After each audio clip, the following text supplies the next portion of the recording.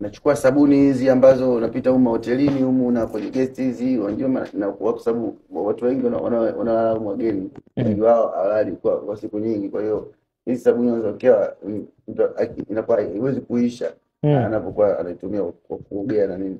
Hata kama wawe na mwenzake au peke yake kwa siku moja au mbili, unakuta kaika sabuni kamebakia kidogo kidogo, na kwa hivi sabuni vyote na kutengeneza vile tofauti tofauti, napata flavor fulani nzuri ya mchanganyiko. Hapo nakuwa nauza kwa mtaani huku na soko ya mtaani, ambapo labda wakati sabuni kwa wingi, kwa hiyo tunashusha tu bei, kwa sababu kuna pale inakuwa haijafungwa.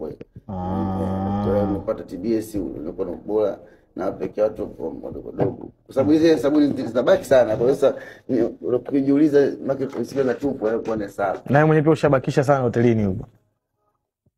Yaani mimi kubaki hotelini au kubakisha sana sabuni hizo wakati tunatumia, ndio maana ukapata ile wazo Lakini sabuni inategemea kama unaitumiaje, kwa sababu sabuni pia unaweza kuitumia kwa vitu vingi. Kwa kama mimi nachasa kubakisha sabuni kutokana kwamba sikasi na hotelini, ila hata kama ikitokea labda nimeenda kwenye kazi au biashara, inategemea pia naitumia sabuni. Kama sabuni unaweza kuitumia kwa vitu vingi sana mwilini. Kwa hiyo yaani kama mimi nakuwa sibakizi, kwa sababu lazima nitaitumia ishi, ina kazi. ndio sio swala dogo hilo.